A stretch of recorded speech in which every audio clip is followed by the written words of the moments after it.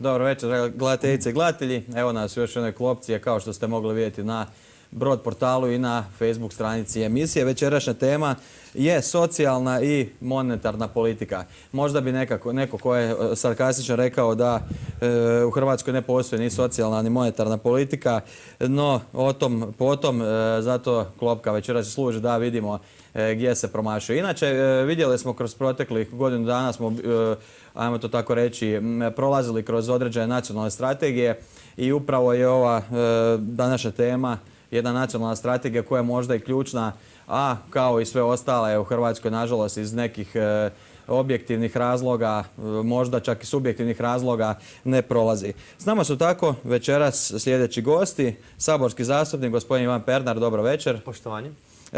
Antikorupcijska fronta Hrvatske, gospodin Ivan Valek, dobro večer. Ekonomist, gospodin Marko Francisković, dobro večer. Dobro večer. I kandidat za gradonačelnika Zagreba, gospodin Dragan Martinović, dobro večer. Dobro večer. Evo, gospodin Francisković, počet ćemo s vama. Gdje je nestala, ukoliko je uopće jednog dana, davnih dana i bilo, socijaldemokracija u Hrvatskoj? Da, to ne znam kad je bilo. Mislim, koliko ja znam, nikad u tom nekom idealu nije zaživjelo. A pravo da kažem, ne zanima me gdje je nestala, jer ne treba to se ni vraćati na tu socijaldemokraciju, jer to je isto jedan pojam koji nema budućnosti, barem po mom mišljenju. Ja niti sam socijalist, niti sam demokrat, a pogotovo onda nisam socijaldemokrat. Ali neke vrijednosti koje uz to dolaze, o tome bi se moglo raspravljati. Da, ali ukoliko se nalazimo, recimo, trenutno u demokratskom sustavu, socijala, ne samo da se njihova prava ne propagiraju, nego je i najpogođenija čitavom pričom. Da, ali to je sad pitanje vođenja države i u sklopu države. Znači, nema države bez suverene monetarne politike. I onda, ako toga nema, a nema, cijelo vrijeme nije bilo, onda ne može biti ni ovih socijalnih pozitivnih stvari. Jednostavno nemoguće. I to je cijela ova emisija se može sažeti u minutu. Znači, treba preuzeti državu u svoje ruke, suverenost, preuzeti novac, stvaranje, distribuciju novca, bez kamata i riješena stvar. I gotova priča. I onda se svi ovi socijalni problemi koji su sada tu ovako vidljivi, jednostavno nestaju. Jer više nema tog kamatnog opterećenja koje je jedan vampirski sustav globalni koji svima oduzima snagu i to bogatstvo, stvaranje novih vrijednosti gomila u rukama jedne male manjine svjetske koja onda drma svijetom i radi ovo što radi. Iz kojeg razloga smatrate da se takve stvari ne događaju? Suverena, recimo, suverena monetarna politika, pa niti u jednoj državi skoro na svijetu, možda u nekoj da, ali to su neki izvojeni slučajevi. Sad trebamo onda ući cijelu svjetsku povijest zašto je sad ovakva situacija kakva je. Neko će reći to su teorije zavjere, ali činjenica takva da u svijetu nema, uz rijetke iznimke koje su, ako su i neke bile, su u zadnjih par godina brutalnom agresijom uništene, mislim recimo na primjer Gadafije Libije, koji su bili izvan ovog sustava svjetskog, financijskog, monetarnog, su uništene, a ove koje jesu, to svaki lokalni narod, svaka država ima neku svoju lokalnu priču, ali sve se svodi znači na to da te upravljačke strukture, takozvane elite, su odlučile izdati vlastiti narod, svoje bližnje, za neke svoje jeftine, kratkoročne dobiti i misle da će s time nešto dobiti, a u biti gube sve. Na koncu gube i svoju dušu, iako to izlazi izvan okvira monetarne politike, ali treba i to znati. A pravo pitanje je kako to promijeniti. Opet ja ne mogu govoriti za, ne znam, Amerikance, Njemce, ove, one, mogu govoriti samo o Hrvatskoj, kako bi se to moglo.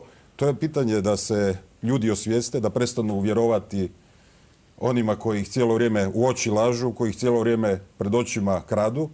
Ja ne znam ko to još ne vidi nakon ovih 25 godina, kome nije jasno da ovaj sustav, ovaj režim HDZ i SDP jednako je ovaj narod pokrao, izdao i dalje to radi. I sada njima vjerovati i u njih se uzdati da će oni nešto promijeniti je besmisleno. Znači tu treba ta svijest se promijeniti, a opet ako ćemo ići korak dalje dublje, ko stoji iza njih, stoje te strukture kapitolske i cijela ta idolatrija. Znači, problem je duhovne naravi u suštini. Znači, treba ta svijest se promijeniti, te idoli se trebaju odbaciti te lažni autoriteti kojima se vjeruje, lažni autoriteti institucija tipa Hrvatska narodna banka, pa onda njihov guverner dođe i on govori kao nekakav veliki autoritet. Nešto kasnije ćemo Ali, se ali vratiti njegove konkretno riječi na su HNB. isprazne i lažne i nemaju nikakvog ni znanstvenog, ni moralnog, nikakvog temelja. To je jednostavno jedna obmana i od tog lažnog autoriteta treba se distancirati i jednostavno ga ignorirati, odbaciti. Kasnije ćemo se Da vratiti ne kažem u pravoj državi bi ga se trebalo i procesuirati. I tog guvernera i sve ove ostale. Kasnije ću se vratiti na tu priču. Gospodine Pernar, nekako se, ukoliko vidimo da monetarna politika očito nije suverena, nekako se kroz cijelu priču filtrira jedna stvar, a to je da su stranke koje su na vlasti kroz proteklih 25 godina zapravo odbile tu suverenost jer su u ovoj ili onoj sprezi sa bankama, odnosno krupnim kapitalom. Teško je dati jednostavan odgovor na složena pitanja. Međutim, ovo što je rekao gospodin Francišković je srž, suština i fokus. Znači, uzrok problema je pogrešna regulacija novca i pogrešna uloga središnje banke. Sad što naša država radi? Ona ne samo da ne rješava uzrok problema, nego nije u stanju nositi se ni s posljedicama. I rezultat toga je pojava takozvanog ekstremnog siromaštva. To je znači ona urbana sirotinja gdje ljudi nemaju za struju, iskapće im se struja, prehranjuju se u pučkim kuhinjama, kopaju po smeću, traže boce, spavaju po tramvajima i tako dalje. I u ovakvom modelu tog globalnog izrabljivačkog sustava, kako je rekao gospodin Francišković, mala manjina, znači nekolicina, je koncentrirala novac u svojim rukama, a ostatku društva, odnosno ostatak društva je natovarila dugovima. I ukoliko se taj financijski sustav ne promijeni, ja stvarno ne vidim neku svjetliju budućnost za naše društvo. Da kažu da nije problem nedostatak resursa, nego njihova preraspodjela u ovom sustavu u kojem se trenutno nalazimo, ta preraspodjela očito da ide na onih 99%, dok je ovih ostalih 1% u problemima. Pogledajte, gospodine Martinović, odnosno pitajte se jedno prosto pitanje. Pitajte se koliko novaca će iduće godine ići na otplatu kredita, znači tim stranim bankama, financijskim institucijama, a koliko će ići na sve socijalne transfere zajedno. Po onome što je vlada objavila, ići će otprilike 60 milijardi. To je više od svih procjena koje sam ja predvidio na otplatu kredita, a za sve socijalne transfere će možda ići 3 milijarde, maksimalno, 2, koliko već. To znači 20 puta manje. I sad se vi pitajte se, ako se vodi takva politika da nekolicina tih banaka dobije 60 milijardi, a sva sirotinja zajedno 3 milijarde, jasno je da je raspodjela novca pogrešna. Ali, kao što je gospodin Francišković rekao, to je tek posljedica, znači, a ne uzrok problema. Znači, ova loša raspodjela novca je posljedica određene te financijske politike, odnosno politike naše centralne banke. Htio sam nešto dodati. Da se nadopunim. Znači, evo, ovo što smo sad rekli, ja sam, inače, imam tu diplomu, tu diplomiranog ekonomista, iako to ništa realno ne znači, jer upravo u tome je problem. Evo, cijela ta takozvana znanstvena zajednica, ti ekonomisti sa tim doktoratima, zašto ovo ne govore? Ili zašto ovo ne ospore? Ne mogu, nego su se oni su, znači intelektualno su izdali i svoje studente i cijelu naciju priključivanjem ti jednim lažnim teorijama, potpuno krivim, potpuno raspamećenim, koje ovdje vode. Zbog čega? Zbog nekakvih plaća na fakultetu, nekakvih katedri, što će dobiti, tak dalje. A znanstveno su nule, jednostavno nule. Evo, ne treba čovjek ni imati visoke škole, već čista elementarna logika. Moraš imati svoj novac, upravljati svojim novcem da bi mogao dalje planirati bilo kakav razvoj. Bez toga ništa ne može. Evo, gospodine Valek, koje uopće političke ili društvene opcije, nevezano u kojem sektoru, žele ne samo reformu sustava, nego i revoluciju sustava, jer evo vidimo primjere od SAD-a, pa možemo iz druge strane gledati recimo Kinu, da se trenutno odvija geopolitičko ukidanje tog famoznog statusa quo, a Hrvatska je poznata po tome da nije baš najjača kada se priča o praćenju globalnih kretanja. Pa Hrvatska je premali igrač, zapravo uopće nije igrač u tom jednom globalnom svijetu. zahvaljujući već u startu loše politike za koju smo se opredijelili na samom početku, da više idemo na jedno sluganstvo, da se nekom priklonimo. Uz tu, kako su nam oprali glave od samog početka, da mi ne možemo sami, da bez Evropske unije ne možemo opstati. I jednostavno kad prihvatite, tako se nametneš vanjskom partneru ili u biznisu, vi ste poduzetnik, pa dobro znate, čim ti nekom kreneš od ozdola puzajući, onda ćete ne da ćete podignuti prihvatnik, ćete još više gnječiti, ponižavati i kupovati za što manje novca. Ono što vjerujem i na neki način mi je drago je ovo što gospodin Pernar u Hrvatskom državnom saboru i svi vi u vašoj emisiji, na neki način narod malo po malo progledava. Da vidi da se nalazi u jednom dužničkom ropstvu. Mi smo već u bankrotu. Pitanje je samo kad će zemlja. Zamislite kako je Plenković napadao Milanovića. Mi smo govorili u vašoj emisiji da je za 100 milijardi zadužio Hrvatsku. Mi smo onda rekli, u 4, mi smo rekli na ovoj emisiji ovdje da će nas Plenković zadužiti za puno više. Evo, vi ste sad rekli ovaj podatak, još u ovih 60 milijardi već idemo. Krećemo sa 60 pa refinanciranje. Ali treba samo reći da mi nemamo tih 60 milijardi, nego mi ćemo se zadužiti u jednoj godini za 60 milijardi. I nitko ne postavlja pitanje kamo će to na kraju odnositi. I još je jedna druga stvar. Da bi stvar. ti mogu dobiti te dugove, moraš dati nešto kao hipoteku. A daju što? Zemlju i ljude. Uzimaju. Sva bogatstva nacionalna. Ali to je još najgore. Jer mi 60 milijardi plaćamo, a da bi na ovo mi smo se opredijelili za dužničko ropstvo. Jer mi za ovakav loši standard nema, to nije socijala. Mi još uzimamo kredit da pokrupamo naš proračun. Znači vi ne možete vraćati kamate i loše živiš, glavnici uopće ne govorimo. Iako tu su svi ekonomisti, ja se potpuno slažem sa vama i ja bi molio isto da i u tom Hrvatskom saboru BDP uopće nije nikako mjerilo. Ništa. To je promet. Vi možete povećati promet sljedećih 100%, ima 100% veći gubitak.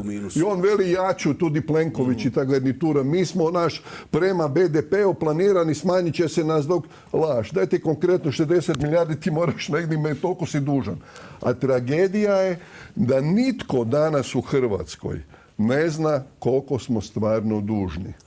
Jer vi niste dužni ono koliko ste si posudili, nego koliko moraš vratiti. Pod kojim uvjetima vi to vraćate i već se zna banke, kao i privat. Vi znači da ne možeš vratiti, imaš 4%, on ti uzme novčane mase i izađe van i odmah vam digne kamate na 17%. Tako isto i državu. Znači, to je... Kažem, tu država, odnosno ta zajednica u vidu države, intervenirati i te dugove sve poništiti. Jer su na nelegalan način opće i nastavili. Nemaju nikakvu pravnu utemeljenost. Podsjećam gledatelje da smo imali emisiju Alternativna ekonomija gdje smo pričali o BDP-u i prilično ovako bila interesantna emisija. Gospodin Martinović, nastavit ćemo s vama.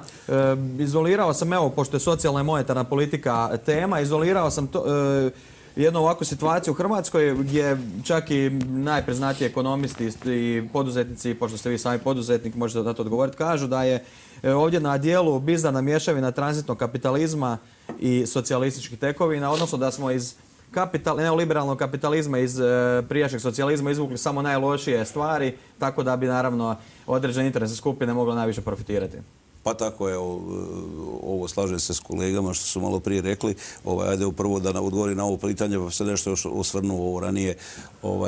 Da, mi sa socijalizmom još nismo raščistili jer nam je država najveći poslodavac i to uporno želi da ostane i sad još što je najgore, još uporno želi da vratimo nekakve tvrtke koje su bile u socijalizmu, nekakav sinonim sile i moći, danas to više nikako nisu.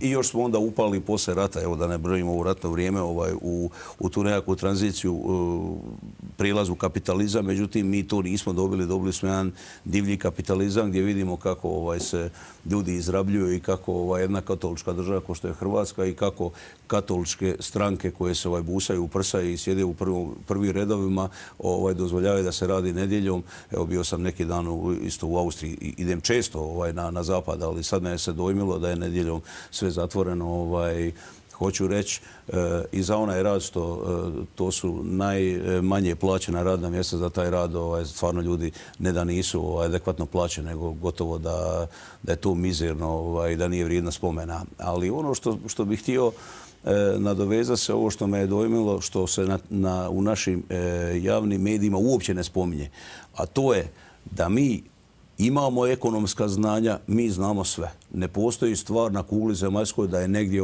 došla, da mi za nju ne znamo, da je mi nekakav uređaj, stroj nemamo, da to naša elita nije nabavila. Međutim, ono što i mene zabrinjava kao čovjeka, kao osobu, je šutnja hrvatskog intelektualca. Kaže ta naša hrvatska šutnja nas je pokopala. Ne, nas će pokopati šutnja hrvatskog intelektualca, koji sve zna, ali je podredio sebi svoja 4 zida i ovo što ste rekli, idem ja, nek je meni dobro, pa treba sutra ženicu, pa treba djecu, pa onda daj djecu školovat, daj im stipendiju, daj opet tu istu dječicu sa prestižnih sveučilišta vrati natrag, daj ih opet ubaci u ministarstva i tak dalje, da ne nabrajam. I mi imamo nekakvu kvazi elitu koja, pa na zapadu ljudi nemaju ništa protiv elita. U Njemačkoj mi imamo elitu koja je stvorila tvrtke, stvorila kapital, a ta ista elita zapošljava ljude, ta se ista elita brine za zajednicu. Međutim, šta mi imamo kod nas? Mi imamo kod nas nekakvu samozvanu elitu, nekakvo plemstvo koje se pobrinulo za sebe i isključivo za sebe. I on je drugom nije spreman ostaviti ni da preživi.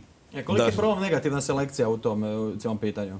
Pa evo, negativnu selekciju imamo na dijelu. Mi imamo danas najbogatije ljude, pa čak i u Saboru sjede jedni od najbogatijih ljudi koji su načelnici, gradonačelnici raznih općina, općinica i tako dalje, da ne nabrajam. Imamo poduzetne ljude koji su enormno bogati, niti imaju tvrtke, niti imaju proizvoda. Postavlja se pitanje na koji način se ljudi obogatili.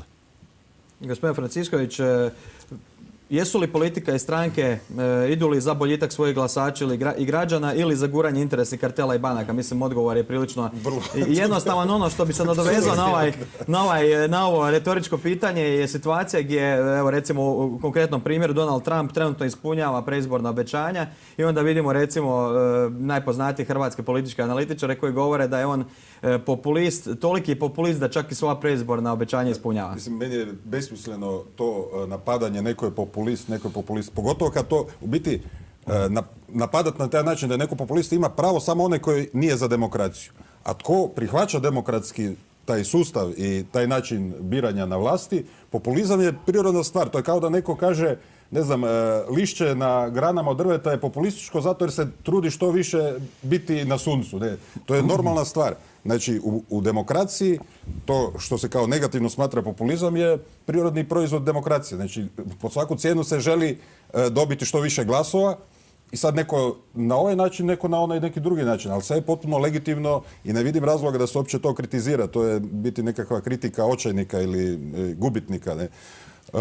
A vezano za to da li su stranke za koga rade, to je taj jednostavan odgovor. Oni rade za svoje strane gazde, znači za interese banaka i korporacija. To su u prvom redu ti koji ovdje drže šapu, a onda oni u te znači mrvice što im ti strani pokrovitelji omogućuju, onda oni dijele svom stranačkom članstvu, svojoj obitelji, vamo tamo ti nekakvi sitni interesi, ali to je isto dugoročno krivo i neodrživo i čak i njihova ta djeca ili unuci će nastradati zbog te njihove politike, ali su oni slijepi i ne žele to uopće shvatiti, nego misle da zbog nekog kratkoročnog dobitka da će to tako moći opstati, ali neće, ne, propast će i to. Kada pričamo o populizmu, gospodin Pernar vas baš optužuje za populista, no ono što me ovdje zanima, mislim da je gospodin Prgomet u jednoj emisiji rekao da je borba protiv blokada, ovrha i deložacija, ako je on to fino upakirao, da je to populizam i iskorištavanje najsiromašnijih slojeva za vlastitu političku promociju. Ne znam u čije ime, vjerojatno u ime HRID, odnosno HDZ-a, je on to govorio, mislim da je sad prešao HDZ. Trebalo bi se pitati zapravo tko je iskoristio te ljude u svakom smislu i tko ih je doveo u tu situaciju u kojoj se nalaze.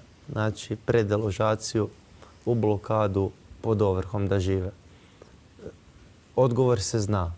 Zna se koja politika i koji ljudi.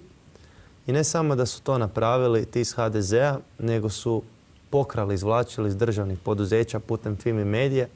Čak su na sudu su priznali 24 milijuna kuna.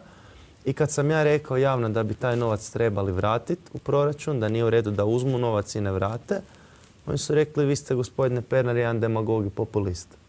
Znači to što oni rade, što satiru cijelu zemlju, to je ozbiljna politika.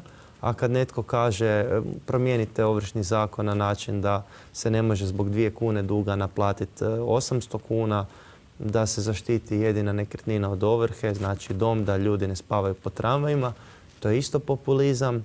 Kad kažete vratite novac koji ste ukrali pa s njim kupite INA-u nazad, to je isto populizam. Znači pokušava se u suštini sugerirati, odnosno nametnuti što će ljudi govoriti, misliti i na kraju krajeva pokušava se kontrolirati misaoni tok pojedinca, slobodnog pojedinca koji budi društvo, koji djeluje na društvenu svijest. Evo, vraćamo se u studio nakon bloka reklama.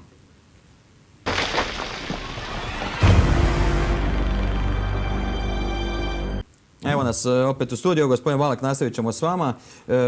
Kao jedan štit za socijalne slučajeve i jednu okosnicu monetarne politike, vlada je predstavila svoj ekonomski program, odnosno famoznu poreznu reformu. Među stvarima koje su mi ovako upale u oči, možete naravno komentirati cijelu poreznu reformu, je uvođenje poreza na nekretnine. Kažu to je jedan kapitalistički potez, no jedna od osnovnih teza kapitalizma je privatno vlasništvo, a ovo nekako ubada u to meko tkivo kapitalizma. Pa gledajte, ja čak sumnjam da naša vlada razumije problem. Ja čak nisam siguran da oni niti znaju gdje žive. Oni moraju predstavljati neke programe, zamotati u te neke velike, cjelokupne porezne reforme koja se svodi na jedno. Vi ako želite popraviti stanje u svom poduzeću, u obitelji, vi morate povećati prihode, novac i onda se dogovoriti na pošten način kako to raspodijeliti da dohodak taj i taj raste. Oni sad jednostavno sa tom svojom cjelokupnom poreznom reformom ono šta imaš, a nemaš, onda se još više zadužiš i sa tim šta si se ti zadužiš, sad oni svaka vlada nešto promijeni. Ona da više gospodinu Pernaru, druga da više tebi, ali ona svota koja se dijeli sve manje i manje. Znači niko nema jednu cjelovitu viziju niti stanja, niti rješenja, a to je početak jedan od tih najvažnijih, upravo to Hrvatske, da ti držiš taj novčar, da ti držiš ko suvereno svoj novac, da znaš koja je novčana masa u zemlji, jer šta ovaj vanjske bankera? On ti napravi krizu kako god hoće, on samo povuče od novce iz zemlje i svi popadate. To je jedan plan bio i onda te u bescenje kompletno kupe. Ovo je primjer da vi po 15% nekretnine ne staje stvarni vrijednosti u ovoj državi. Znači, ova vlada ne zna naći jedno cjelokupno rješenje, nego jednostavno ovako to je jedno zamagljivanje situacije. Ono što naša antikorupcijska fronta Hrvatske iza toga stoji, jer mi svi znamo da smo u dužničkom ropstvu, da vlada nezaposlenost produktivnih zanimanja. Ne ovo veli zaposlit ćemo vi neke, ne znam, toliko oko činovnike ili da on ide. Daj ti meni proizvodnog radnika koji proizvod možeš izvoziti. To te onda se ta nezaposlenost i jasno postoji ovo drugo što je demografska smrt. Ali uzrok svemu je taj kriminal i korupcija koji je splaniran od tih velikih centara moći do naših sitnih koji su bili u onom sistemu od prije, dogovorili se jednostavno da opljačkaju svaki dio svoje zemlje. Taj novac postoji vani. I dok mi ne istražimo to, vlasnike skrbničkih računa, dok mi ne istražimo da li treba nas sve pohapsiti, svih 5, pa vani oni nemaju, ne postoji tajkuni, nije niko ništa opljačkao, tu cvate, nemaju oni taj novac hrvatski na svojim tajnim računima, vani imate, ovisi od 40, 50 i koliko milijardi eura. I to nikog ne zanima. Gospodin Pernar pokušavao samo naglasiti te neke detalje i njega se izbaciva, jer jasno u toj močvari koja je gore, koja je u stvari sve počinje od Sabora. Jer mi smo pljačkani na zakonski način. Ko je donio te zakone? Gospodin Gregorić kaže da živi od mirovine. Živi mi da, možete misliti, cijela ekipa. Znači najveći je, i ovo mi je jako lijepo gdje je to moram. Ja nisam fan od gospodina Pernara, moram priznati, ja sam mu isto kao prijatelj kritičar. Naprimjer, ali mislim, on je čovjek koji je prodrmao ovo i budi, a to je bitno. Treba narod probuditi, treba mu reći šta je, treba kompletno napraviti jednu inventuru. Kad mi govorimo danas o socijali, pa ko je mislil 90. godine, znate koliko je bila bogata Hrvatska? po svojoj imovini. Tako je. Mi smo da smo svakome dali vaučer, jer ovisi, ako ti imaš zemlju uz more, ona vredi 1 euro, ako napraviš hotel vredi 500 eura. Svaki građanin je imao 20 do 30 tisuća eura. Znate koliko je svaki građanin danas ima svoju imovinu, a to građani ne znaju. Koliko, ja bih postavio pitanje, ne znam, nama, svima ne građani odgovore. Koliko danas svaki građanin Hrvatske ima vode, vlasnike vode, mora. Znači koliko je to u kvadratu, koliko je to u dubini, koliko je tu riba, koliko je ono kaj se nalazi ispod, kaj je to ono kaj se nalazi iznad. Vidjet ćete da je svaki građan, samo ne znamo, to mi niko ne zna. On misli to je neke bilo društveno, pa to je tvoje, to je moje, mi smo stvarali. I to narodu treba reći ko je imao imovinu, još uvijek ko ima sad, i tražiti inventuru, da vidimo gdje je ta imovina. Gospodin Martinović, poduzetnici, nekako mi je dobar primjer cijele današnje teme emisije su poduzetnici, jer kada se kaže hrvatski poduzetnik, svi znamo kakve konotacije ljudima padaju na pamet, vrlo ovako negativne, i umjesto generatora rasta gospodarstva u Hrvatskoj, poduzetnici su najčešće simbol iskorištavanja od strane interesa skupina i vlasti, a često i oni sami iskorištavaju sustav. Poduzetnici, samo može se vrtiti glavom i manje više riječ poduzetnik u Hrvatskoj nema nikakvu pozitivnu konotaciju, nego to svodi se na negativno, da su to nekakvi sitni lopovi, sitni kradljivici i tako dalje. Ali ono što htio sam samo nešto reći, što je ranije spomenuto. Hrvatski proračun danas je gotovo 130 milijardi. Znači, proračun nikad veći. Mi nikad lošije ne živimo. Ovo što smo rekli, znači mi imamo nekakvu masu novca. Međutim, ta masa novca odlazi drugdje i ne samo drugdje, odlazi u državne luksuze. Ono što ja uporno hoću reći, da 130 milijardi kuna u ovoj zaostaloj državici što se tiče industrijske proizvodnje, industrijskog rasta, znači u stvaranje nove vrijednosti, mi smo tu zaostala država jer nemamo puno proizvodnih procesa. To je teško napuniti taj proračun. Enormno. I u što ode taj naš proračun? Ode u gluposti. Evo mi smo dužni 50-60 milijardi eura. U što smo mi potrošili 50-60 milijardi eura? Kad bi sad mi to, evo sad tu da izanaliziramo, jedna jedina investicija su bile autoceste koje su vidljive, koje možemo opipati. I tu je iste autoceste mi moramo ili vratiti, ili dati, ili prodati, ili šta već. I znači kad njih izgubimo, mi nemamo više ni jedan opipljivi projekt u Hrvatskoj. Imamo profesore, doktore, akademike. Ja mislim da nijedna država na kugli zemaljskoj po broju stanovnika nema toliku akademsku elitu. Ali ovo što smo konstatirali malo prije, to je važno gledateljima reći, da mi imamo ljude koji samo šute i šute. Znači nisu spremni reći ništa, jer nije spreman reći ne gospodo, ja ne želim sudjelovati u ovome jer ovo je pljačka mog naroda, jer ovo ne donosi ništa dobro, jer mi se devastiramo, mi sami sebe uništavamo. Evo da vas pitam konkretno, kako vama kao poduzetniku, recimo s jedne strane ste vi pod stalnim pritiskom države, kako vama izgleda kada vašeg kolegu, gospodina Todorića, država potpomaže na razne načine, iako se zapravo vas dvojica bi trebali biti u istoj poziciji, no očigledno da niste? Pa, ono što ja recimo, ne sad da podilazim, znači slovim kao osoba koja nema dlake na jeziku, međutim, u biznisu sam se naučio i na zapadu. Onaj koji ima 3 nule ili više nula od mene, obično ne idem sa nekakvim prezirom i ne idem da ga prignječim jer je ipak nekakvu štufu iznad mene, ali priznajem tržišnu utakmicu. Znači, ako su nam svi uvjeti isti, netko je otišao daleko, neko je malo manje, sve u redu. Međutim, nemam puno informacija. Znam da Agrokor zapošljava jako puno ljudi. Znam da su na neki način u uzajamnom tom, kako bih rekao, taoci država prema njemu i on prema državi, kada je jako puno ljudi i kada je sudbina ljudi tu za plaće i za održivo same tvrtke. Znam da je jako puno hrvatskih nekretnina unutra i zemlje i šuma i vode i svega i tu je teško izbaciti ono rečenicu i reći šta mislite, kako ćemo to usporediti kad je to kompleksno, kad je Agrokor skoro pola Hrvatske, mislim.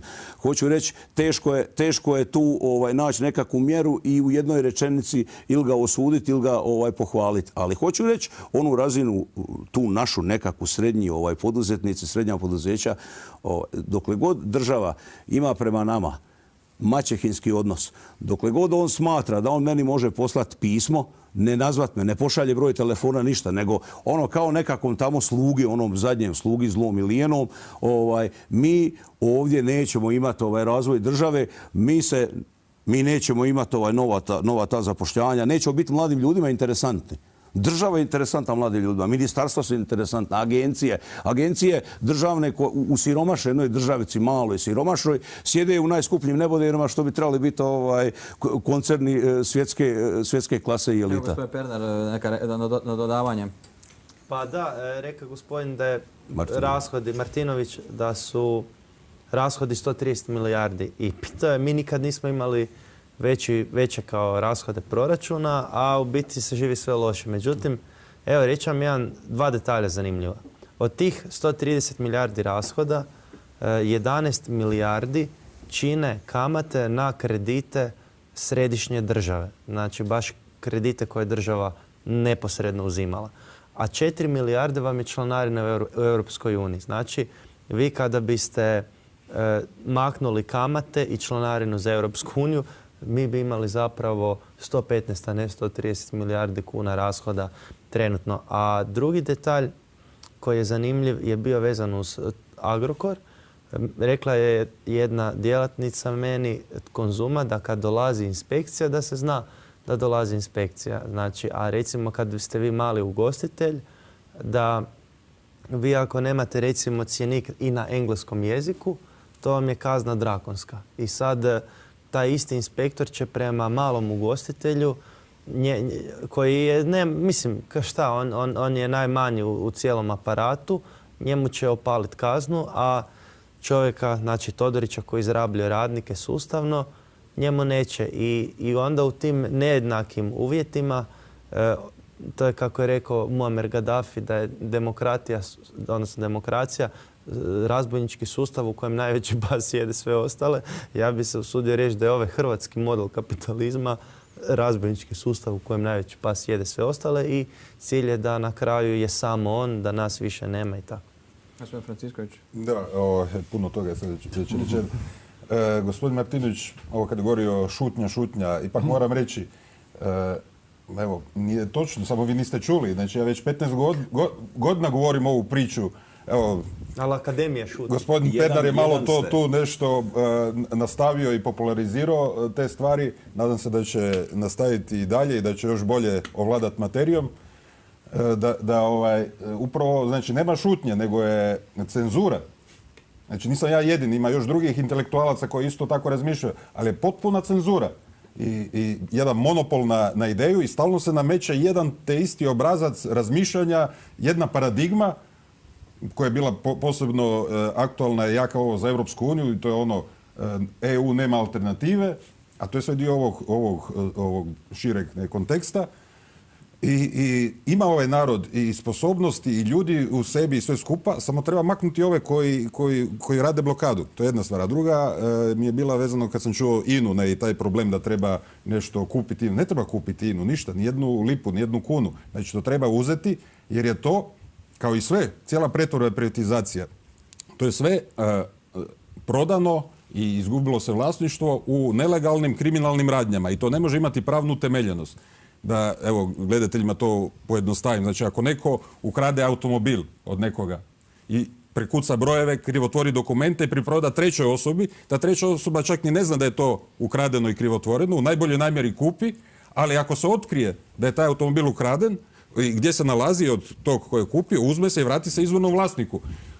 Žao mi je što ovaj to tako krivo kupio, ali mora se vratiti izvornom vlasniku. Izvorni vlasnik INA-e i svega ostalog je hrvatski narod, a ovi krivotvoritelji i preprodatelji neka odgovaraju koliko treba sudski ih procesuirati sve skupa, ali se imovina treba vratiti i mi ne trebamo ni jednu kunu za to platiti. Treba tako stvari postaviti. A ne da mi plaćamo ono što je naše. Znači, meni je neko nešto ukrao i sad ja moram platiti da bi dobio svoje natrag. To nema smisla. Da vas pitam, kompletna ekonomska politika, ne samo Hrvatska, nego većine Zapada, možemo reći da je politika Miltona Friedmana i on se nekako nadovezuje na Keynesovu ekonomiju. Pa me zanima, ukoliko je istina da se ta dva sustava nadovezuju jedan na drugi, možda i nije, jer nismo vidjeli, u praksi smo vidjeli samo jedan ciklus.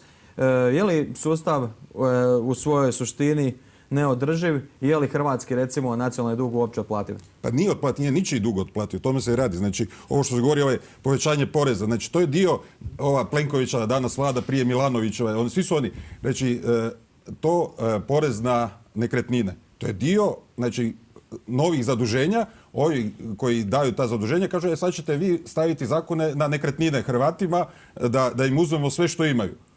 Sve, znači njihovo privatno vlasništvo, nasljedstvo od očeva, djedova i tako dalje, zemljište, sve to treba uzeti, sve je isplanirano uzeti. Dok se taj proces ne odvede do kraja, onda će se ovako to ići. A kad dođe do kraja, onda će se reći, sada više nećete dobiti kredite. Sada ćete biti bez ičega, radit ćete za nas za najnižu moguću nadnicu i još će dovesti imigrante iz ko zna odakle, Afganistana, Afrike, koji će još sniziti cijenu rada, tako da još više može zaraditi. A još, naravno, nije tu samo ekonomski dio, nego je sa tim imigrantima i drugi dio, da se napravi podijeli pa vlada, različiti etnosi, različite vjere i da se tu, znači, ljudi sukobljavaju, tako da onda ovi koji su na vlasti budu mirniji i sigurniji da mogu manipulirati ljudima i da sačuvaju svoje ukradene imovine što su uzeli. Htio sam malo replicirati. Ovo vezano što ste spomenuli da vi govorite, naravno čast pojedincima. Međutim, mi imamo u javnoj upravi između 450 i 500 tisuća ljudi. To je pola milijuna ljudi da mi u svakom segmentu, u svakom dijelu imaju visoko obrazovani ljudi koji znači raspolažu i znanjima i alatima šta treba napraviti. Međutim, šute. Znači, ne radi se sad o malim, govorimo o odgovornosti nas kao nacije. Šta smo mi spremni za sve napraviti? Ovo drugo bi samo htio reći, Austrija u Europskoj uniji. Međutim, Austrijanci su kao narod sasvim drugačiji tipovi. Znači, oni štite svoje interese. I ne radi se i ne prodaju ta svoja bogatstva. Imamo, recimo, te skijaške centre gdje bi stranci to rado kupili, ali oni ne prodaju to. Znači, vlada nije podložna pritiscima da se to sve rasproda, da to dođe, jer ima i od njih bogatiji koji bi to kupili. A ovo treće bih htio reći, mi imamo obveze, ovo što plaćamo kredite, kamate i tak dalje, zašto smo svi zadužili? Vraćamo se na početak.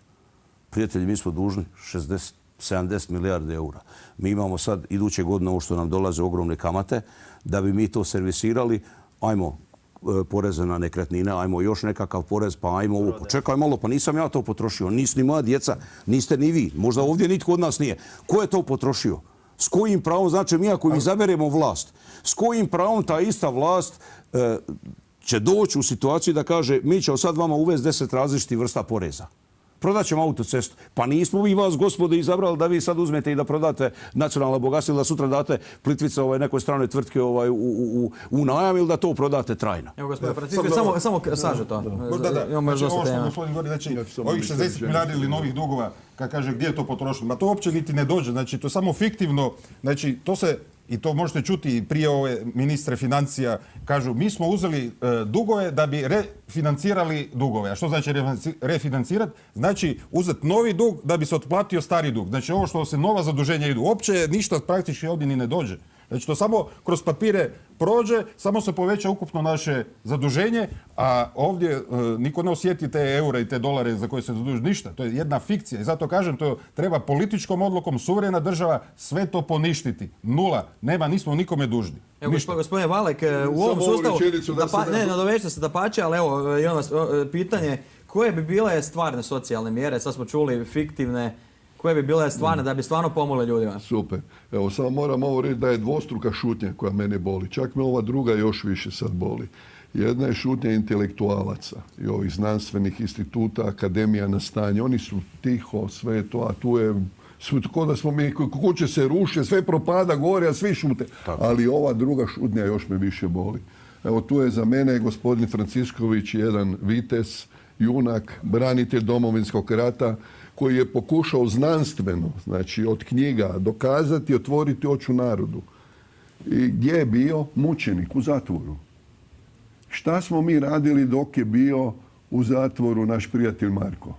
Gdje je naroda veli čeka? Zbog tega ste tog branitelja hrvatskoga čovjeka koji je to iskazao, koji se bori za nas, opet šutnja da se nikom ne bi zameril.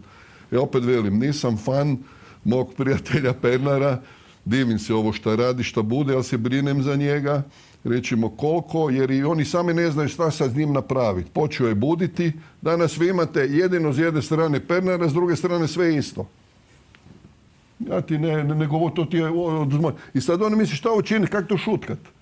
Ja vjerujem i molim da se ne desi slučaj Franciskovića, kad je nedužan čovjek zbog svog naroda, svoje domovine, domoljub bio u zatvoru, svi drugi smo šutili, ako treba da se zdigne, da svi stojimo u tome jedno za nekog ko se... Socijalna politika šta treba?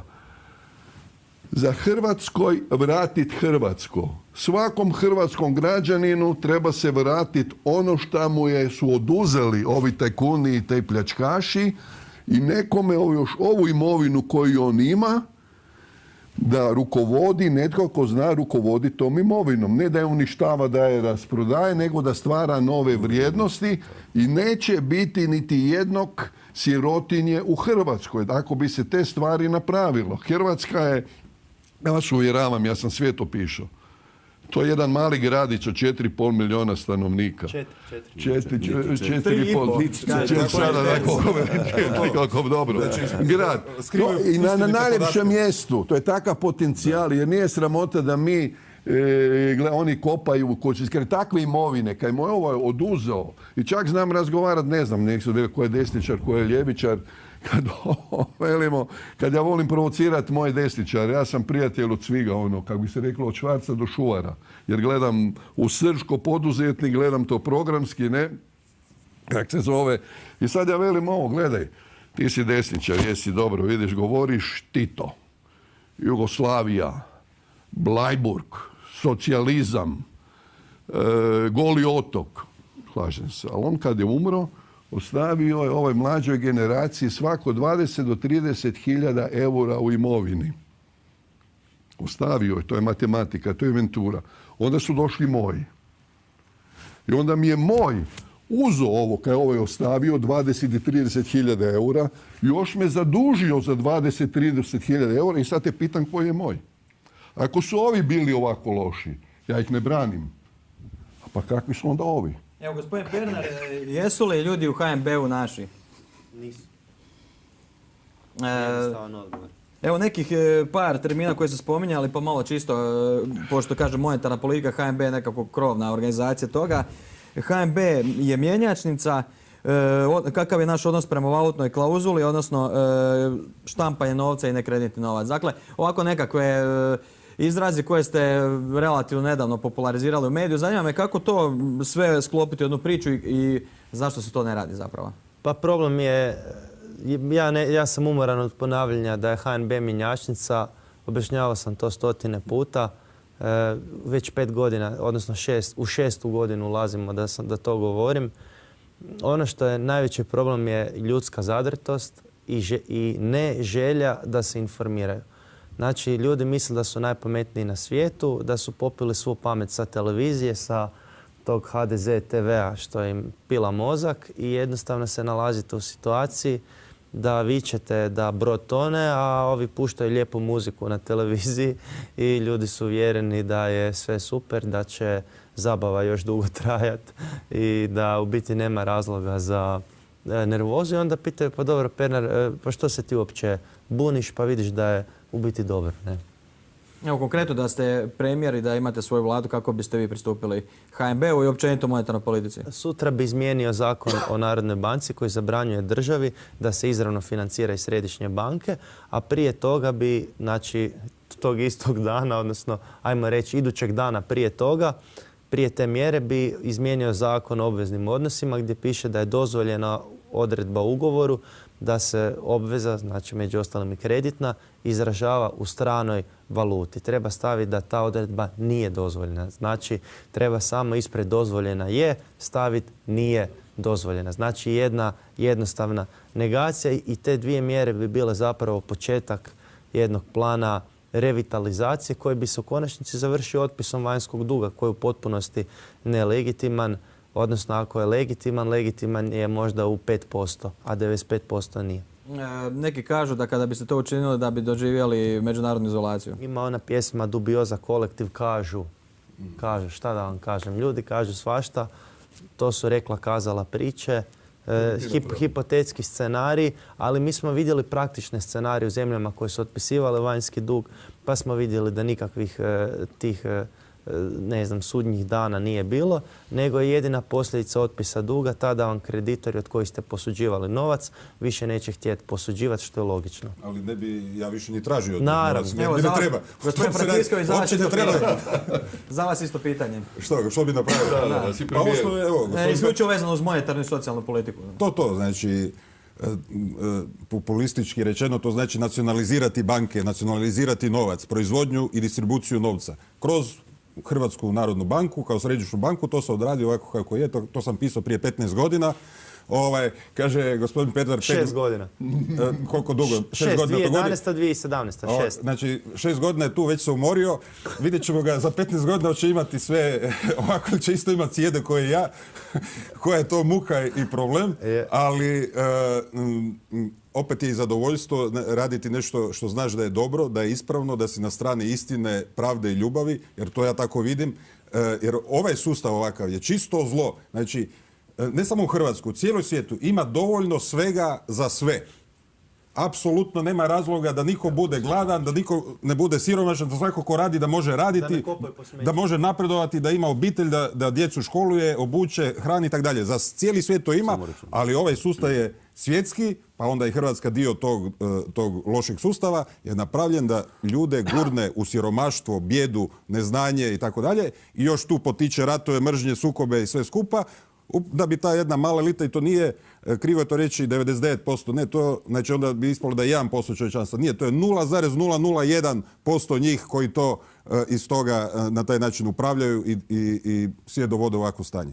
Ali samo još jednu stvar, znači ovo što je hipotetska situacija, što bi se dogodilo kada bi Hrvatska to napravila? Imamo primjer Islanda, koji je to otprilike napravio tako nešto, nije mu se ništa dogodilo. Velika Britanija je prijetila Islandu pomorskom blokadom. Čak su poslali brodove kao da će to napraviti, pa su ih onda okrenuli kad su vidjeli da blefiraju i nisu se prestrašili.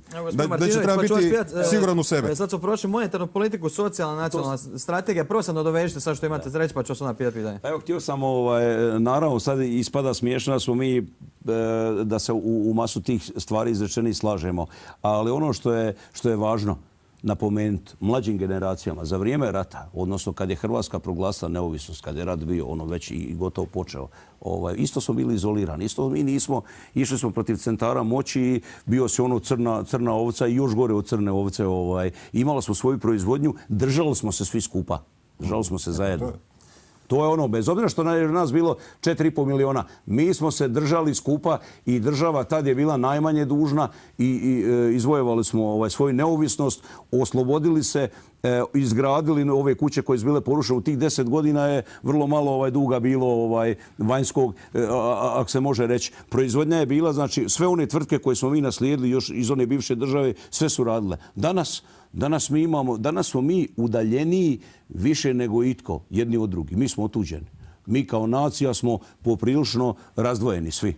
Evo, konkretno pitanje, socijalna nacionalna strategija gdje se pokazuje taj jedan nivo otuđenosti. Kad god neko spomene beskućnike, pučke kuhinje, evo domovi za stare nemoćne, vrtići, uvijek ga se proglasi populistom. Pa, naravno da će, a šta će služba, odnosno službenici u službi države? Naravno, oni gledaju samo svoju poziciju, gledaju da ostave ovo, da očuvaju pozicije kakve jesu. Nitko danas, čak ni mediji, toliko umjesto da su novine pune odlazaka mladih ljudi, da je to svaki dan.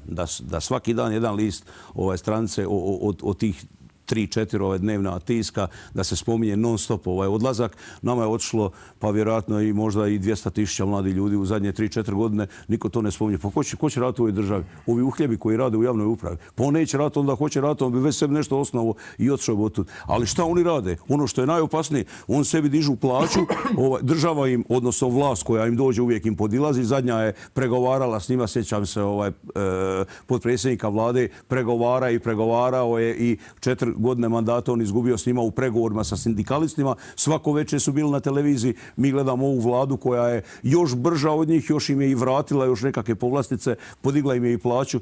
Postavlja se pitanje, prvo što se mi u privatnim tvrtkama pitamo, pa čekaj, koji su to sve plati? Pa čiji su oni? A čiji smo onda mi?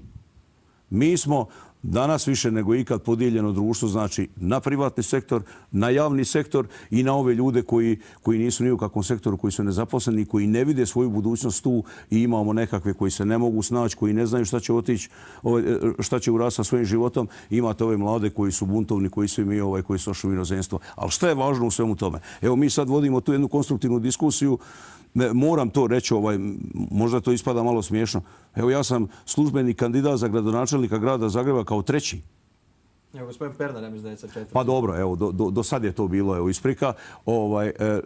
Osobno, kad sam diplomirao, nisam imao ništa, otišao sam u inozemstvo kao svi ovi mladi ljudi, kao njih 200-300 tisuća, vratio se, stvorio svoju tvrtku koja je poprilično dobra i robustna u odnosu na sve ove ostale i ja ne mogu dobiti, za mene gotovo nitko ne zna, ja ne mogu dobiti ni u dnevnom tisku ni jednu jedinu rečenicu, ne mogu dobiti na televiziji ni jednu rečenicu. Imamo 2 protukandidata koji su bili, prošli kroz sustave za koje znamo koliko mogu i šta, znači za očekivati šta će napraviti.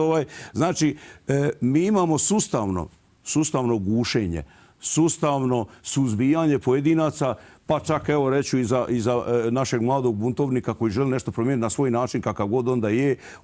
Mi imamo to kao negativu ili nešto daje zato šta će oni pričati, šta oni imaju govoriti. Pa ako ja nemam šta reći mladom čovjeku, on upravo prolazi taj moj put, on odlazi tamo, on ne zna, će se više vratiti. Evo, gospodin Valek, možete se nadovezati.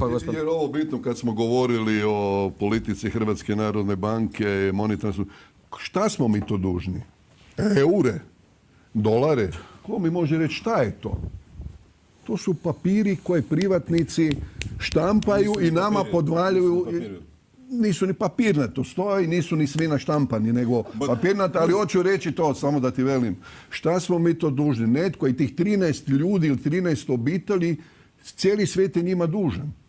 Zbog tih papira. Mi im vratimo papire, pa mi znamo štampati, pa više taj novac nema pokrića, to je bitno. To je bitno da ljudi znaju. Nekad ste mogli dobiti kad je, mislim da je 64. izvučena zlatna podloga. Kako može doživjeti jedna Amerika? Pa cijeli svijet je dužan 13-torici i da mi svi smo u njihovom ropstvu. Pa ja bi to platio nekom da mi to pokuša objasniti. I da taj 1% koji je umrežen ima 99% materijalnih dobara i vlada svjetlo. Zato sam rekao da je duhovna razina. Blok reklama pa se vraćamo u studiju.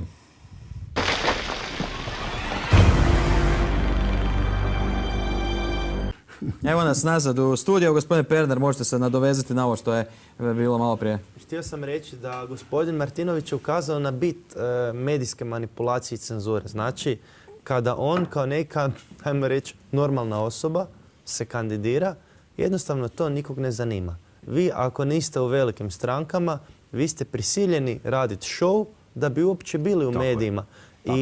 I ako ste vi, ajmo reći, ako igrate po pravilima koja su oni postavili, vi jednostavno u tom medijskom smislu nećete postojati. A ono što ta žuta štampa ne shvaća je da zapravo svojim, time što me guraju u medije, to je ono što ja hoću da oni rade i zapravo mi samo dižu rating. Ali kad shvate, bit će im kasno. Kao sa Trumpom nešto. Evo, gospodine Pernar, mogu vas odmah nastaviti pitati. Znači, spominjemo dug je nastao na ovaj ili onaj način, no zanimljivo je da postoje jedne instance koje na jedan prilično ovako bizaran način reguliraju veličinu kamata i dug u cijelosti, a to su bonitetne agencije i famozni kreditni rating. Ma, suvišno je uopće to komentirati i jednostavno te agencije, one će vam dati bilo kakav rating da bi ostvarile svoj interes. Pa bilo je onaj film o hipotekarnoj krizi u Americi gdje je rekao, čovjek je otišao u jednu agenciju i pitao koliko vrijede te hipoteke. Ne? I ovaj mu je rekao toliko. Je rekao, ako mi ne povećaš vrijednost tih hipoteka, ja ću otići u drugu agenciju i ja ću platiti toj drugoj agenciji analizu i oni će reći da ta hipoteka vrijedi više. Znači, vi vidite da Fitch kaže da Hrvatska ide u pravom smjeru. I onda se hvale na televiziji ko je više zaslužan za to što Hrvatska ide u pravom smjeru. Znači, mišljenja tih agencija su potpuno nebitna i ona su razdvojena od stvarnosti. Kada već o tom pričamo, predsjednik Amerike Trump trenutno radi čitav niz reformi i naravno neke druge stvari su fokusirane u medijima, no jedna reforma bi trebala biti vezana uz porez na uvoz, druga je vezana uz rasterećenje poduzetništva itd. Ono što sam htio pitati je, recimo, Trump, iako je vjerovatno nije on baš toliko ni na nekoj pozitivnoj strani, no nevezano uz to, ukoliko Trump radi reforme, a toliko ga mediji napadaju, kako bi recimo bilo vama da ste premijer i pokušate napraviti ono što radite, što biste napravili, a i ovako vas i onako napadaju? Priča mi svojedobno jedan čovjek kako je upoznao menadžera jednog poznatog tih bendova koji su bili 80-ih u Jugoslaviji i onda mu je on rekao da uvijek kada bi promovirao neki bend, kaže 7 medija bi platio da pišu dobro o tome, a jednog bi platio da pišu loše. Veli zašto? Zato da se stvori kao sukob i da jednostavno se stvar digne u medijski fokus, jer ako svi dobro pišu o vama, nikog to ne zanima. A ako je sukob, kakav god da je sukob bio, kakva god mišljenja suprotstavljena, ljudi će jednostavno znati, pa bit će koncert tada i tada. To je ono kao, neko je protiv toga da Lepa Brena dolazi u Zagreb, a svi kažu, ne znam, bit će u areni tada i tada. Ne, kad ne bi bilo ovih prosvjednika protiv, ne bi se ni znalo. Tako da svi ti prosvjednici protiv Trumpa mu zapravo idu niz dlaku. A meni je najstrašnije kad vidim u Hrvatskoj da pored svih problema koje mi imamo, a o kojima se šuti, mi imamo prosvjednike protiv Trumpa. I onda se pitaš, jesam li lud ja koji sam prosvjedovao protiv HDZ-a ili ti su luđaci ti koji prosvjeduju protiv Trumpa na Cvjetnom trgu. Ali naravno nijedan medij neće dovesti tu farsu u pitanje. Da, vezano i za Trumpa, a i za ove rating agencije. Znači, ja isto ne gledam televiziju HRT upravo jer ne mogu već dugo, ne mogu vidjeti te takozvane ekonomiste sa doktoratima koji takve gluposti pričaju, tako lažu da ljubi, pogotovo kada recimo taj rating agencije ili narastu ili padnu, svejedno, onda oni nešto tu mudruju i tako dalje, a nema veze sa zdravom pameću da nama te rating agencije uopće nisu potrebne, da su one samo jedan ogranak bankarskog korporativnog sustava koji radi za njih. I gotova priča. Ali to je krah znanosti, to je jedna stvar. Druga, ovo za Trumpa, upravo po pitanju monetarne politike i to da on uopće kroz cijelu kampanju, a i sada ne dovodi ove federalne rezerve i cijeli taj poredak u pitanje, nego ga samo on na neki način glanca i daje mu jedno lijepo lice, to pokazuje čiji je Trump i za koga stvarno radi. Znači, monetarna politika, bilo u maloj Hrvatskoj ili super sili Americi, na tom se vidi tko je kakav. Da li je on služi narodu ili služi eliti tim bankarima i korporacijama. Samo sam htio reći, normalno mi smo se uhvatili teške teme kad sad kritiziramo najmoćnije. Mi smo mala državica i mi vjerojatno ne možemo onu najsitniju malu stvar promijeniti u Hrvatskoj u ovom trenutku. Ali šta je stvar? Šta možemo? Znači uvijek ima svjetlo na kraju tunela, uvijek mora biti. Priroda je to. Moramo, znači, više biti jedni za druge. Moramo se, sad ne moramo se mi vraćati u 90. Moramo više biti osjetljivi. Ne možemo dozvoliti ovo, ne možemo prelaziti preko svega. Vjerojatno je se otvorio i medijski prostor, znači ako ne imaju ove glavne televizije, glavni mediji, imaju ovi malo manje vrijedni za koje ljudi smatraju da su, oni su po nekakvim rejtinzima manje vrijedni u pogledanosti, ali hoću reći svejedno istinu vi ne možete zatvoriti u nekakav prostor da ne može izaći. Znači uvijek će to izaći vani. Ono što ja nama predlažem, da ljudi koji mogu skupa, koji mogu raditi, kao i u privatnom biznisu. U privatnom biznisu, evo vi ste isto, gospodin Ivan, poduzetnik, tu nema razlike, gotovo da nikad s nikim nisam došao u sukob, tu se misli u poslu, misli se šta će se uraditi, nema laži, nema namigivanja, nema prevara. Politika je kod nas jedno problematično zanimanje gdje je ogromna koncentracija ljudi koji nisu baš sa svojim obrazom najbolji, gdje ih ima, a tu ih ima najviše.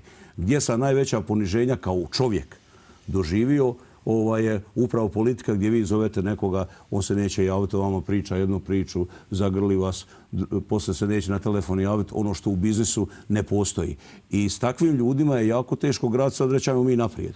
Evo da vas pitam konkretno pitanje, ukoliko idemo na to nekako dobre odnose u Hrvatskoj i ukoliko ispunimo ono što je Most obećao, evo vidimo da ne ispunjava, a to je reforma lokalne javne samouprave, odnosno okrše protiv takozvanog uhljebskog sustava, mi ćemo opet doći do ogromnog razjedinjenja. Jer ako ih stvarno ima 400-500 tisuća, a treba ih biti 100 tisuća ili 150, očigledno da je jedan dio, ogroman dio višak i očigledno da njima baš neće biti tako drago kada vide da je njihovo vrijeme prošlo. Ali evo gledajte, sad kak sam i kandidat za gradonačelnika, ušao sam poprilično duboko u tu problematiku. Grad Zagreb ima 25.000 zaposlenih što u gradu, što u holdingu. Vi možete njih zvati uhljebima ili kako već. Evo i kolega. Recimo, tako da i tom pribjegavaju pa često. dobro, i sad puta 4 u kući. Da ne kaže 6 roditelji s jedne i s druge strane, samo 4, to je 100.000 ljudi. 100.000 birača. I vi nemate šanse nikakve da protiv uhljeba dobijete utakmicu. Ne možete dobiti. I znači mi sad imamo ovaj krug, imamo lijevo malo ovako mrdaju, lijevo desno, ali mi se vrtimo u krug, a ovo je u krug je u principu rub močvare.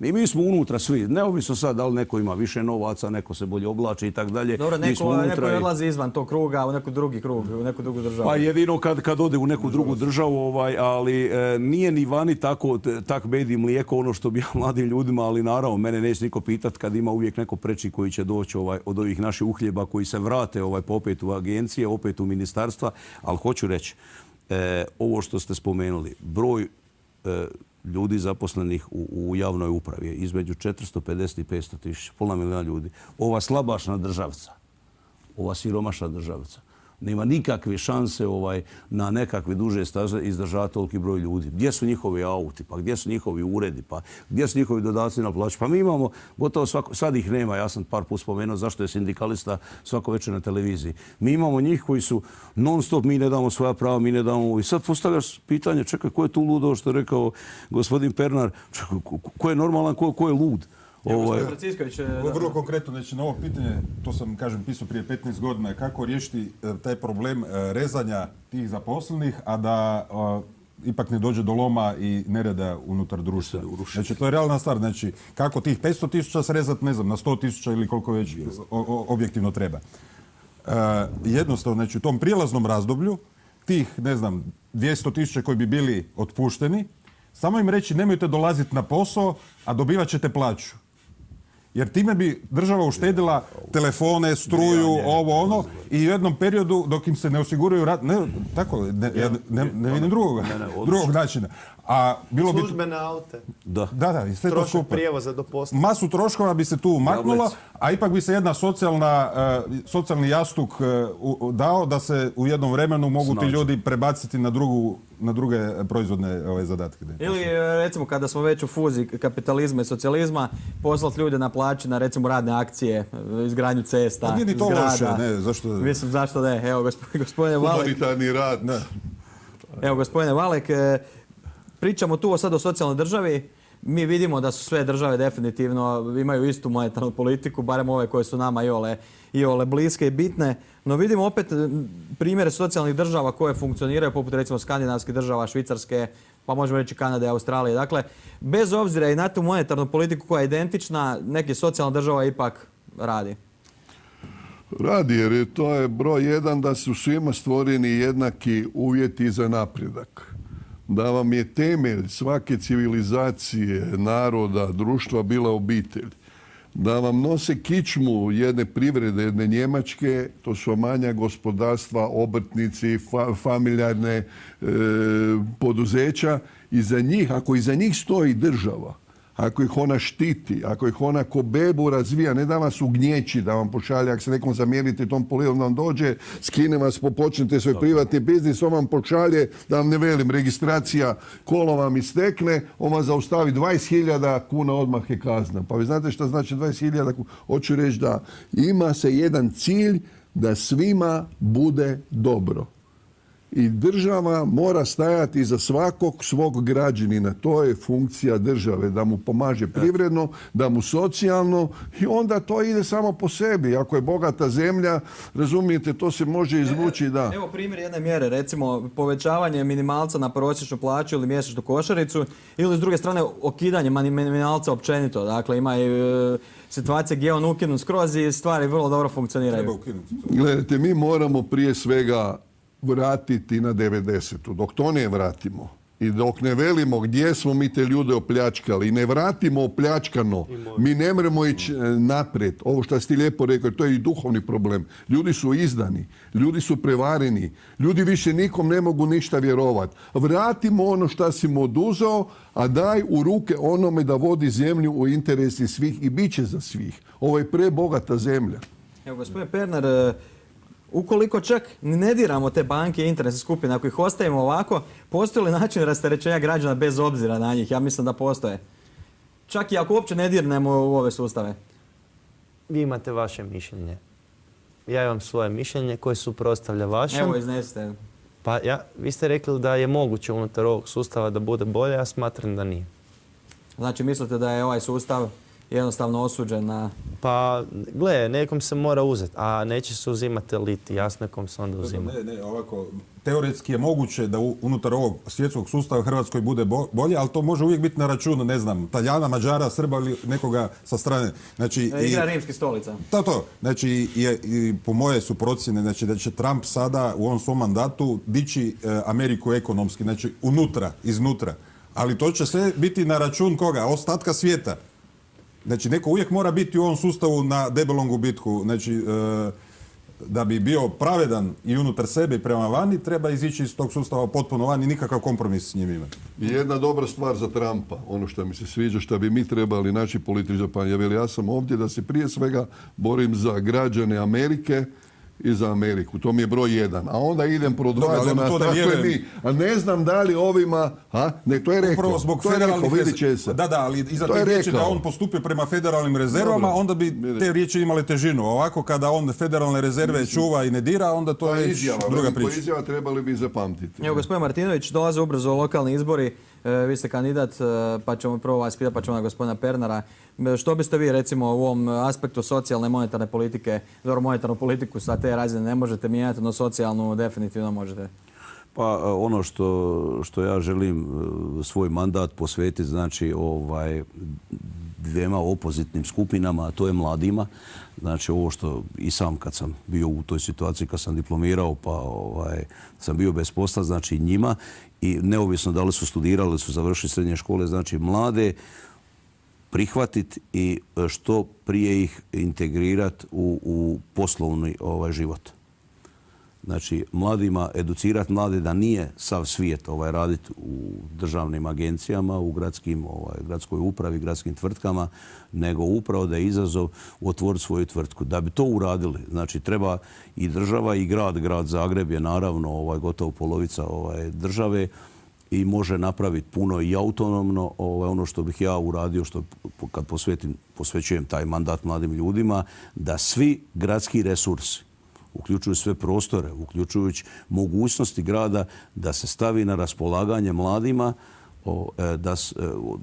da krenu s nekakvim svojim biznis idejama i da polako razvijaju svoje obrte, tvrtke, šta već, i da ih grad u tome podržava. Kako? Znači, kod banaka ishoditi povoljnije kredite, da to nije, jer danas je nemoguće, o tome nismo ni spominjali, kredit dobiti kao privatna tvrtka, to je ono perpetuum mobile, da se vrtite u krug, to je jedna stvar.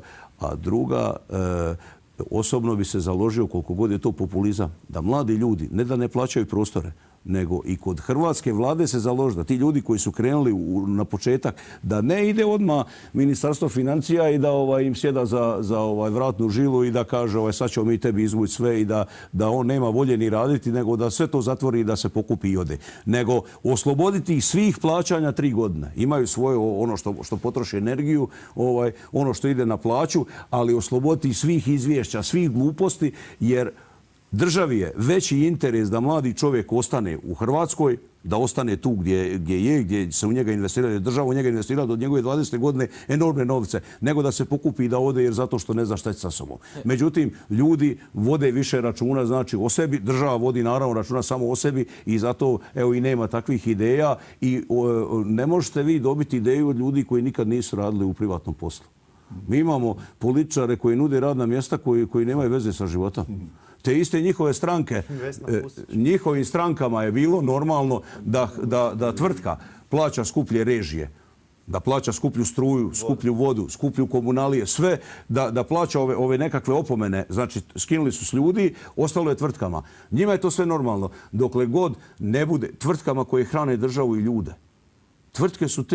Tvrtke su motori koji mogu ovu državu izvući i napraviti nekako blagostanje. Kako tako gospodin Pernar, gospodin Sinčić je rekao da ste kandidat, pa evo, kakav će biti vaš odnos prema socijalnim slučajima i politici generalno? Pa prije svega, razlog zašto u Zagrebu se plaća najskuplja voda u Hrvatskoj je u tome što je pokradeno 600 milijuna eura na pročistaču voda. To je najveći kriminal. Ja sam pitao Dinka Cvitana pa zašto se to ne procesuira, kao istražne radnje su u tijeku. Ja velim, pa čovječe Bože, već 15 godina vi to istražujete, to će sve otići u zastaru. Znači cilj je jednostavno da to bude pojeo vuk magare. Druga stvar koju je gospodin Martinović ukazao, a na koju smo svi zaboravili, a to je da nema razloga da recimo jedan kafić plaća skuplje vodu nego što plaća jedno kućanstvo. Jer što? Onda kada vi na takav način brutalizirate tu recimo kategoriju ljudi, onda oni kažu ne možete vi ući u WC, morate plaćati WC i tako dalje. Znači svako uzimanje od poduzetnika se u konačnici reflektira oduzimanjem od njihovih kupaca, odnosno od građana. I onda druga stvar je, postoje puno praznih gradskih stanova. Prazni su iz jednog kompleksnog razloga. U suštini vi da bi dobili gradski stan morate platiti mito, dobijete ključ u ruke i ako ne bi bilo praznih stanova ne bi se moglo trgovati njima. Odnosno jednostavno bi kad bi ljudi sa liste koji čekaju njih dobili više se ne bi tu bilo i žita ispod stola. To je na primjer druga stvar. I treća stvar koja je jako bitna, ovršni proces. Treba uzeti iz ruka Marijana Hanžekovića kojem je Milan Bandić predao Zagrepčane i jednostavno pravne službe unutar holdinga trebaju raditi taj posao uz manju naknadu. Znači ovaj ovršni sustav je po svojoj prirodi krut jako prema ljudima, sirov.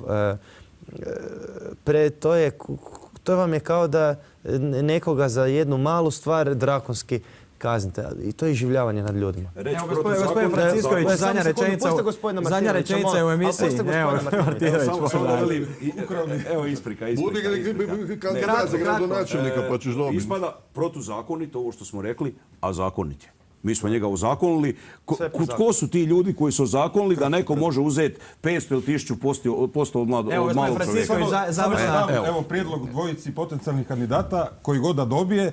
Moj prijedlog je počnite, znači napravite kao jednu Zagreb, grad, državu, počnite tiskati svoj novac i tako ovaj cijeli sustav u Hrvatskoj iznutra potkopati. Tako. Evo da na kraju smo zaključili da se socijalna i monetarna politika mogu mijenjati jedino u nekim gradovima, državama ili u, ajmo reći to tako, suverenim teritorijima koje Hrvatska, htjela mi to priznati ili ne, nažalost ipak nije. Evo, zahvaljujem se večerašnjim gostima. Nadam se da će i uskoro slijediti prave kandidature za gradonačelnika Broda pa da ćemo vidjeti i tu ekipu kod nas u studiju i da iz prve ruke vidimo što u Slavonskom Brodu žele promijeniti. Zahvaljujem se vama na gledanju večerašnje emisije. Vidimo se sljedećeg utorka u isto vrijeme. Laku noć.